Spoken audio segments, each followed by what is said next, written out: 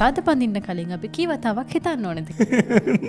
Doctor හොඳ ප්‍රශ්නයක්. මම මැරි කරද්දි මට වයස අවුරුදු 27යි. වයිෆ්ට වයස අවුරුදු 23යි. ගෙදර කට්ටියන්ට කිව්වා. එහම ලොකුවට ඇනලයිස් කරලා හිතුවා වගේ දේවල් කරේ නෑ. නමුත් අපි ප්ලෑන් කරා. ඒ වෙද්දි මට ගෙයක් වාහනයක් නෑ. ඒ දේවල් කොහොමද ලෑස්ති කරගන්නේ? ඒ වගේ ඒ දේවල් ගැන හිතුවා. මම උනත් ඇඩ්වයිස් එකක් දෙනවා නම් මැරේජ් එක සම්බන්ධව. මැරි කරන්න අවශ්‍ය ඒ බෑග්ග්‍රවුන්ඩ් එක හදාගෙන තමයි අපි මැරේජ් එකට යන්න ඕන කියන තැන මම ඉන්නවා. දැන් අපි බැලුවොත් ගොඩාක් වෙලාවට ඒක තරුණ වයසට තේරෙන්නේ නැහැ. එතකොට මට එකපාරක් ආව එක මගේ යාළුවෙක්ගේ නංගි කෙනෙක්. මාත් එක්ක කතා කරපු එක කතාවක් කියන්නම්. එයා ඊටාම හොඳ පවුලක, ඊටාම හොඳට ඉගෙනගෙන හොඳ මට්ටමින් ජීවත් වෙච්චි පවුලක්. රයිට්? ගමේ ඉහළින් ඉන්න පවුලක්. ඒතර මේ ගෑනු ළමයා යාළු වෙනවා ඒ වෙද්දී කියන්නේ ස්ථිර රැකියාවක් නොතිබිච්ච තරුණයෙක් එක්ක. කොහමරි ඒ ගෙදරින් දැනගත්තා මේ තාත්තලා අම්මලා කියනවා යාට ඒක නතර කරන්න කියලා. අන්තිමට ඒ ළමයාත් එක්ක පැනලා යනවා. පැනලා ගියාට පස්සේ ඒ තාත්තා යාව පවුලෙන් අයින් කරනවා. මොකද එකම දුව ඊටාම සුභෝගී ජීවිතයක් ගත කරේ. ඊට පස්සේ කුලී ගෙදරක හරි අමාරුවෙන් එයත් එක්ක ජීවත් වෙනවා. ඊට මේ යාට ඊට පස්සේ දුවෙක් හම්බ වෙනවා. මට කියනවා මේමයි මට දැන් හිතෙනවා මගේ අම්මයි තාත්තයි හරි කියලා කියනවා. මං ඇහුවා ඇයි කියලා.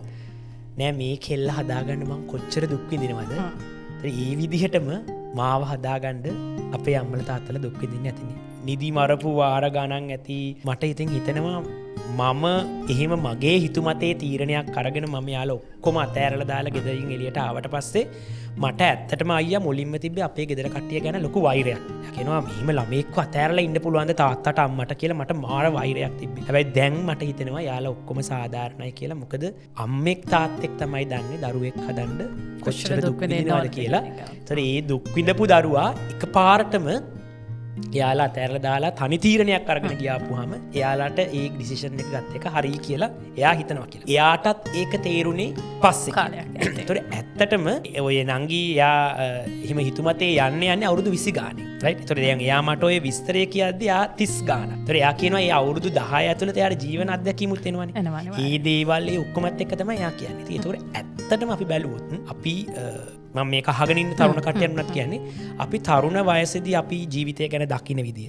අපි තරුණ වයසේදී ප්‍රේමය ගැන දකින විදිය. අපි තරුණ වයසේදී විවාහය ගැන දකින විදිය සමහරක් වෙලාවට අපේ අත්දැකීම් අඩුකමත් එක්ක තමයි අපි මේ තීරණ දකින්නේ. හැබැයි අත්දැකීම් බහුල කෙනෙක් අපි මොකද අම්මා තාත්තා වෙන්න පුළුවන්, වැඩිහිටියෙක් වෙන්න පුළුවන්. ගොඩක් වෙලාවට අපි ගණන් ගන්නෑ, මායිම් කරන්නේ නැහැ. අපි හිතන්නේ යාට තීරින්නේ නැහැ. එයා කොහොමද මම ඉන්න තැන දන්නේ? එහෙම නැත්නම් ඔය තරහට කියන දේවල් ඒ බොහෝ දෙනෙක් ඒ දේවල් කියන්නේ එයාලා තමන්ගේ ජීවිතේ ලබාගත් අත්දැකීම්. ඉතින් ඒනට මම හිතන්නේ ඇත්තට මේ ජීවන අත්දැකීම් කියන එක ඉතාමත්ම වැදගත් වෙනවා අපි මේ වගේ තීරණයක් ගන්න.